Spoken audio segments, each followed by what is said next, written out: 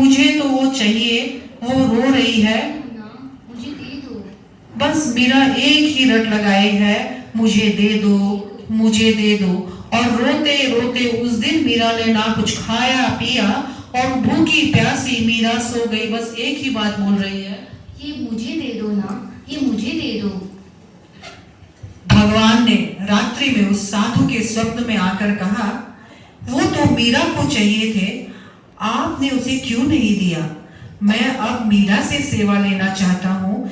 यदि तुम मुझे प्रसन्न करना चाहते हो तो ये मेरा आदेश है, जाओ ये विग्रह है उसे दे दो और मेरी आज्ञा का पालन करो। इस प्रकार से जब साधु सुबह उठा तो उसने बिना कुछ सोचे समझे भगवान का आदेश का पालन करते हुए मीरा को वो सुंदर प्रतिमा ले जाकर के सौंप दिया कि ठाकुर जी तुम्हारे से सेवा लेना चाहते हैं। और मीरा मानो इतनी प्रसन्न हुई और मीरा ने उन विग्रह को लेकर के अपने घर में रखा और सेवा स्टार्ट कर दी।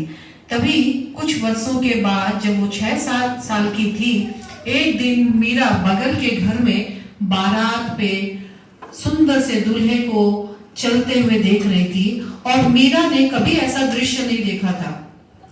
मीरा उस दूल्हे को देखकर, उस वातावरण को देख करके तुरंत अपने माँ के पास गई और पूछने लग गई, माँ ये क्या हो रहा है? माँ ने कहा, यह तो विवाह हो रहा है। मीरा ने पूछा, ये क्यों इतनी सजे धजे हैं?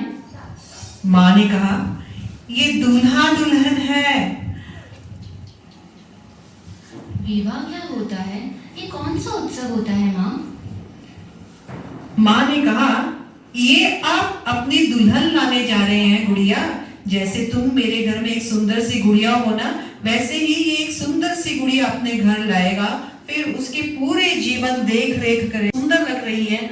और मीरा के विवाह के लिए चारों ओर सभी राज्यों से दूल्हा का प्रस्ताव आने लग गया।